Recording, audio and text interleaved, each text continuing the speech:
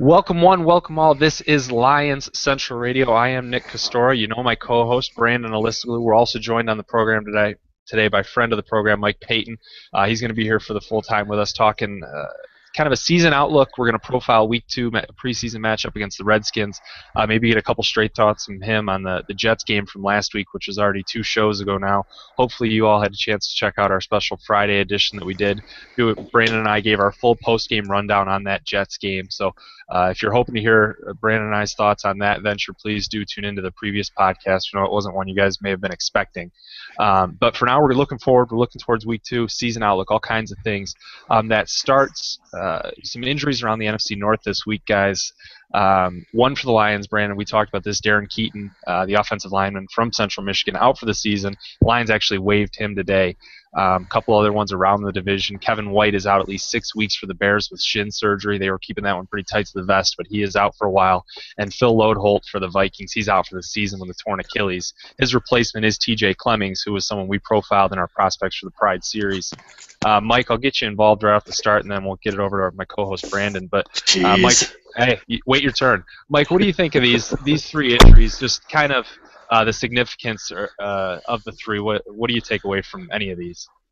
Well, as we were talking about off the air, I think Kevin White is probably the biggest missing piece here for any NFC North team. I think he was slated to be their number 2 receiver, and now they're going to have to see what Eddie Royal can do. But I don't think he's going to be coming back anytime this year. I mean, shin surgery, that seems like it's going to be something that's pretty technical. I know I'm not a doctor or anything, but I can see this kind of being like Van Noy, sort of, where if he does come back, he'll probably won't ever really get it going. As far as Lodeholt, that's another one for the Vikings. That's the offensive line over there definitely needs some work, and to lose Lodeholt is big, especially for the second year in a row. Then you get TJ Clemmings in there, and he's just going to get ran over. He's an inexperienced, raw guy. He's only been playing tackle for a few years now. He was a defensive end before that. I just don't think that bodes well for the Vikings.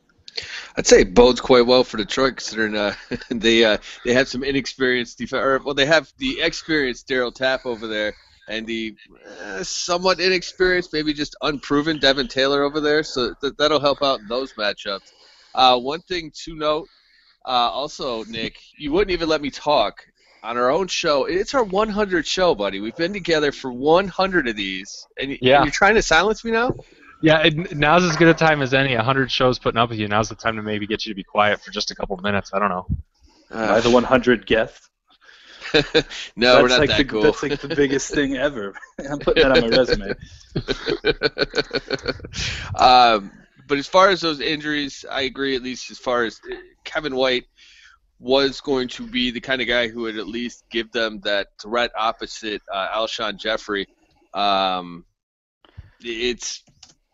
They're not going to be the same offense now. They're lacking something there. Granted, he is a rookie, and that's always going to come with a few caveats there as far as anybody knows who's drafted fantasy rookies. That stuff always works out real well. But luckily, Detroit has been able to make it so far just with the Darren Keaton injury. Hopefully things keep that way. I noticed as far as the latest practice thing I haven't seen today's, this is Tuesday, but yesterday's, it was still just the initial 5 that are still missing practice. Anybody else see anything different? Nope, same on my end. Yeah, same here. So that's obviously great to see. One thing I did see when I was scrolling around the internet, reading all of those practice reports, Aaron Schatz at Football Outsiders, and also ESPN. He was always on the BS podcast back when that was still a thing. He didn't have too many good things to say about Detroit. He saw their mean wins, and this is based off all their stats, and I think they maybe simulated 1 million times or 1,000 times, something crazy. So, I mean, there's obviously some science here involved, but the mean wins, the average wins, they have them at 8. And the playoff odds, only 37.5%. And the 2 big reasons is because of the schedule, which they had Detroit with the 3rd hardest schedule. And then they also have the fact that Ndamukong Suh, that they just can't replace him. We've already talked about that second part quite a bit, but that first part, I'm going to throw this to you, Nick. Mm-hmm. Do you really see the schedule as that big a deal? There's been a lot of talk about it recently. Yeah, I mean, I don't think there's any denying that the top of the schedule is extremely tough, where they play 3 out of 4 on the road to open the season. I mean, you're going to San Diego, at Minnesota, home against Denver, and then at Seattle. That's a really tough slate to start a season. And I don't know if the projections are if it's like a snowball effect. If they don't do well in those first 4, what happens from there? But it's hard to predict over the course of a season how difficult the schedule is actually going to be, just when you factor in teams with injuries and such. Sometimes the teams with the hardest schedule preseason end up with a lighter load as it goes on.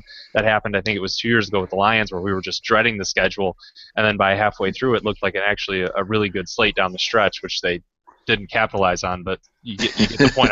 You get the point I'm trying to make here, in that it does look like a really difficult schedule. I never get the point you're trying to make, Nick. Brandon, you always follow my train of thought here. It looks like a difficult schedule. I mean, the first 4 games are going to be extremely difficult, but if they come out of those first 4 2-2, somehow 3-1, that sets them up extremely well for the rest of the season. Mike? Well, I think that this schedule looks really tough on 2014 paper. By that, I mean it's really hard to play the schedule game, especially we're kind of guessing what these teams are going to be like based off last year's stats and last year's wins and losses. But I think we've learned in the past that teams change every year. I mean, look at last year's New Orleans Saints. I think most people had them pegged to go pretty deep in the playoffs, and then they wound up not even making it. So it's the schedule game's really hard. Like Brandon was saying, the injuries and you really never know what a new free agent's going to do, if he's going to succeed or fail or what have you. I think Seattle's still going to be pretty tough, but I'm actually thinking that Denver might be taking a bit of a step back. I know it's crazy to say, but they showed. I don't think it's too crazy. They showed that signing a bunch of free agents and spending a bunch of money last year, that doesn't win championships. Well, their big issue is their offensive line. I mean, they lose Ryan Clady. They're counting on a rookie now over there. I think at left tackle now. I can't think of his name off the top of my head. So they have their own problems, and obviously Manning isn't exactly agile anymore. One thing when I look at this, there's the first 4, and that's obviously what everybody's focusing on. But it's that last 4, I think could be that could be a 4-0 stretch there, without having to work too hard to get to that conclusion. The Rams, they might be really tough. I think that defense is going to be really good. But the offense and the offensive line, that's all a huge question mark. And the kicker is getting to play the Packers after a bye week and in November, instead of having to go to Green Bay at the end of the season. That is a huge bonus for his team. But don't get me wrong, this is still a very difficult schedule. I just think it's being overblown a bit. Yeah. At this point, the 3 of us could probably beat the 49ers or play for the 49ers. Either way. Yes, good point. Yeah, Brandon, who was it we had? Was it Jeff we had on a couple weeks ago? And the Vegas actually has the 49ers with better odds of winning a Super Bowl than the Lions this year, which is just it's just outrageous. Asinine. Yeah, that's absolutely insane. They just lost another starting receiver, too. So Jerome Simpson will be suspended for 6 games. Well, yeah, it tells you enough that he was supposed to be a starting receiver down there. So kind of moving on from the season prediction, we're looking ahead to week 2 here of the preseason. And this is a game where you can probably expect to see starters for around a quarter, give or take a couple of series. But it's against the Washington Redskins. Mike, just kind of your overall thought. What are you most hoping to see in a week 2 preseason game out of the Lions? Well, I'm thinking that they're probably just going to play that first quarter as far as the first team goes, but I'm going to be looking to see if that offense can sustain what it did last week. I mean, they got hot right out of the gun, and under 3 minutes they were in the end zone. Are they going to be able to do that again? Can they be that quick again? And then the other thing, obviously, is Abdullah. He had a big game. Really lived up to what everybody saw in camp and what I saw in camp. And is he going to be able to continue to do that? Can he still be that guy? I mean, it's not going to matter until the regular season, but it's still nice to see that kind of a performance in a preseason game. So that's what I'll be looking at. Well, and I assume, Nick, you're going to be looking for Ebron with what? Over under 7 catches? Yeah, I think that's a pretty good window pretty much each and every week out of Ebron. It's 30, 40 targets and however many catches come out of that. What are they, still about 3 or 4? Oh, jeez. I know personally though, I'm going to be looking that offensive line. It's still I know that there's a lot of faith in it, and I'm appreciative of the fact that there is talent up there, but I need to see a little more than one drive, and obviously the same goes with Stafford. Although we've seen all these great reports, and obviously stay healthy. That's just first and foremost everywhere. Yeah, and there's still a lot going on in the defensive backfield as well. We got to see a couple glimpses of Nevin Lawson. I want to see how he does, hopefully with some more snaps in week 2 of the preseason. And does he continue to do well? Is there still just this big gap between the guys that are on the field and the forgotten Alex Carter? Are we ever going to hear anything else about him? Or is he just not going to get a shot here? I'm excited to see Lawson and hopefully more Quandre Diggs as well. Again, it's still only week 2 of the preseason, folks, so you temper everything. But there's guys that are fighting for real playing time and real roles on this team, and the defensive backfield is one of the biggest battles they have going right now. Yeah, it's kind of funny, at least, with Nevin Lawson healthy and all that good stuff going on. I didn't really see a lot of Quandre Diggs even when I went and watched that one again. So there's a lot more uncertainty there than we originally thought there would be. I can't believe we've really gone this long without talking about him. Quandre Diggs? Not Quandre Diggs. No. There's another rookie who's doing pretty well these days. It's Abdullah? Is that his name? Amir? Something like that. Yeah, so one question I kind of wanted to ask about him is, and coming off of that stellar Week 1 preseason effort, is just what do you think the expectations are? Mike, and I'll throw this to you. The expectations for Week 2 of the preseason, how many snaps are you hoping to see him get? What do you need to see out of Abdullah in Week 2? Well, obviously, the standard right now is 67 yards on 7 carries. So, I mean, that's a pretty tough standard to do in 1 quarter or less. I don't think he's going to get as much playing time as he did last week. I don't know if you guys saw today, but Dave Burkett reported that Abdullah really didn't do much in camp today, which I thought was a surprise. Apparently it's not an injury thing, but it kind of makes you wonder what they're going to do with him when they play the Redskins. But I would imagine that he's probably going to see 1 or 2 series, and that's probably about it. Yeah, I don't really think the starters as a whole, I don't expect more than maybe 2, with the big exposure coming next week. The interesting thing is that people are taking off with he's not hurt. They're trying to limit his touches already because he's going to be the workhorse back, and they point to the college production. He seems a workhorse here. I think that might be a little too ambitious for this moment. I know everybody loves watching Amir Abdullah. I get it. I enjoyed watching it as well. But to call him the feature back already is just it's too strong a step. Bell is still going to get a lot of these workhorse carries because he can and because he can handle it. I think there'll be more. It was like when we first talked about, probably on our first show, now our 100th, about Reggie Bush being the outside guy and Joique Bell being the inside guy. I think you'll see a lot of that.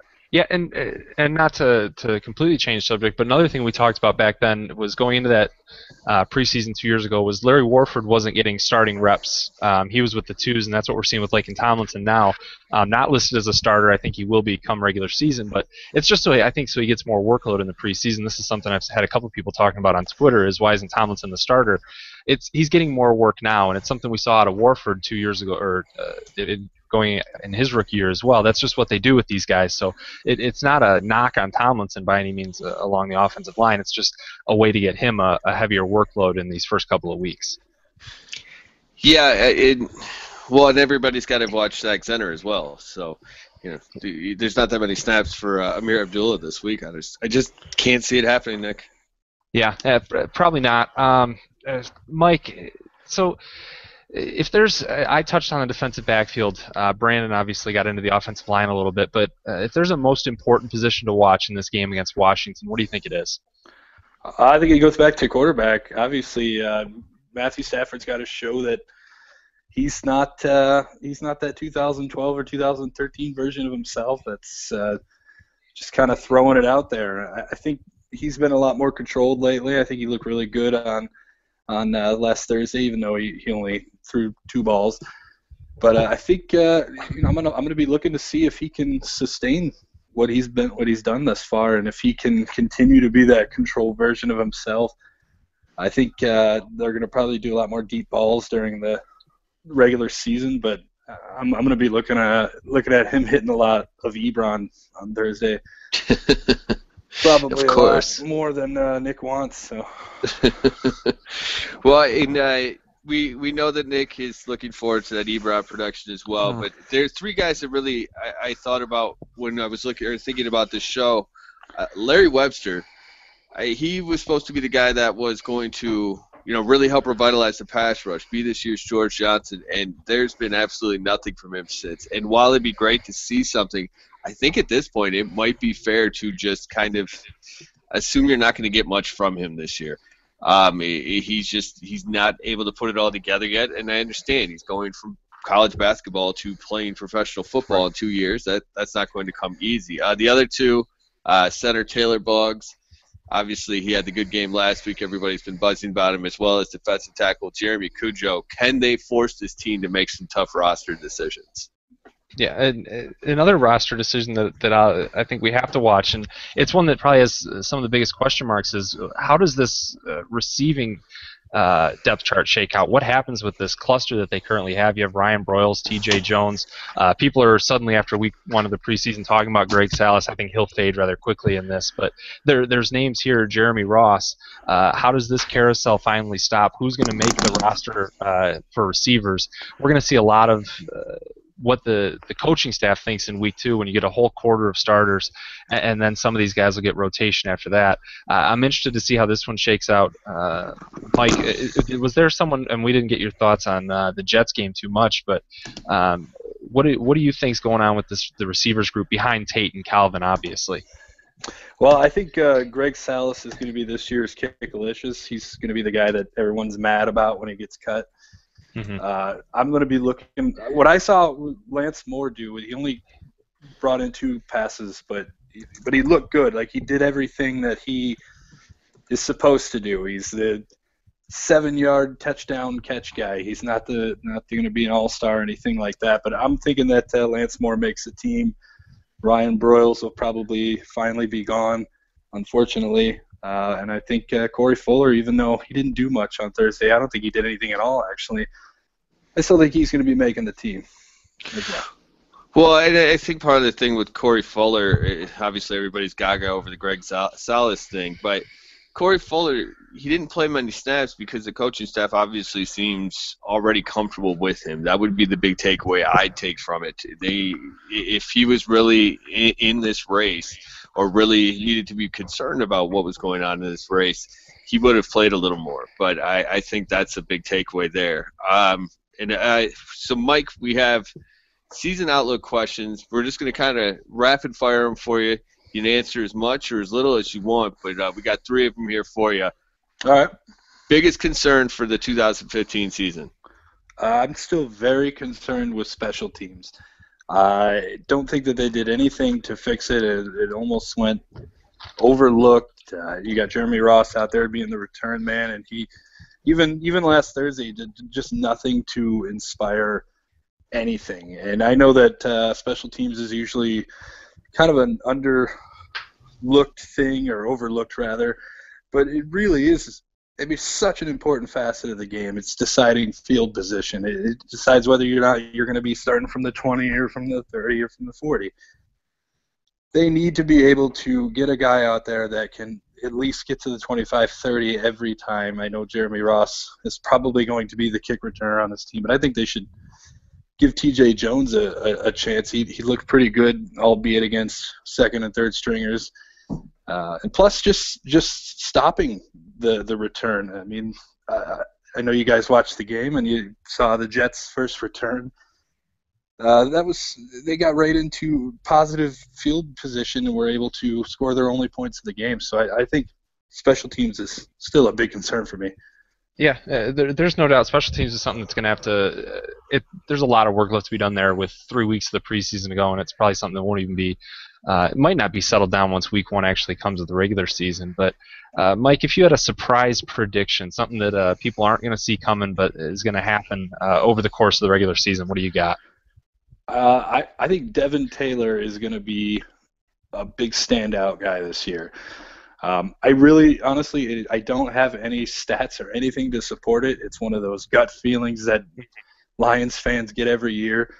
But Devin Taylor, from what I've seen of him in camp and what I've seen of him in preseason, he just looks like this guy's going to be hard to stop. I mean, him and Reed came through on that sack and it just untouched, just bullied the offensive line of the Jets.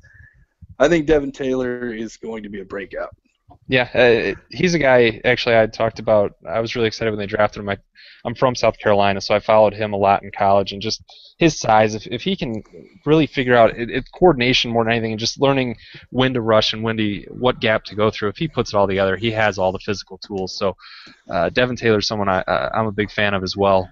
Finally, Mike, one more for you here. It's a tough one. The record prediction. What are you thinking for the Lions in 2015? Is this the year they finally get over that playoff hump and win a game, or potentially win the NFC North? Well, I'm not going to say that they're going to win the NFC North because I honestly can't see the Packers not repeating that again. As far as a record, that's really that's hard. I'm going to say that they repeat as 11-5. I think this team has an unbelievable amount of depth at some really key positions. I know that most people will point to the loss of Sue and, of course, the loss of Fairley, but let me touch on Fairley real quick. 8 games, 8 tackles, 5 penalties, and 1 sack is not a loss, guys. Sorry to anybody who thinks that is. But anyways, I think that they're going to rotate that defensive line around a lot. You're going to see guys coming in and coming out. There are going to be a lot of fresh legs. I'm going to stick with 11-5. I think that defense is going to stay top 10, and the offense is going to be much improved in year 2. I got to say, we're kind of saving our predictions for the end of the preseason here, just because, well, we can. But I got a lot that I agree with you there on. I'll put it that way. So, folks, do you folks agree with Mike? You, the listeners, that is, and you should let us know on Facebook. Lions Central Radio. You can let the show know on Twitter at Lions Central PFC. You can let me know personally on Twitter at Brandon Lisoglu, ALISOGLU. There's always Nick Kostora at Nick Kostora, KOSTORA. And also our guest today, Mike Payton, SidelineReport.com. And that's SLR_Mike, MIKE. Folks, we're going to show you a couple of Mike's articles on our Facebook and our Twitter. We'll link to them, so please take a look at his stuff if you haven't already. And Mike will be sure to have you on again during the season, get some more insight when we can. We always appreciate you stopping by. Thank you so much for coming on the podcast. Thanks, guys. I really appreciate it. And that's it for this week, folks. We'll talk again after the Lions-Redskins game and look forward to Week 3. Until then, for Mike and Brandon, I am Nick Kostora. Thank you so much for tuning in to Lions Central Radio.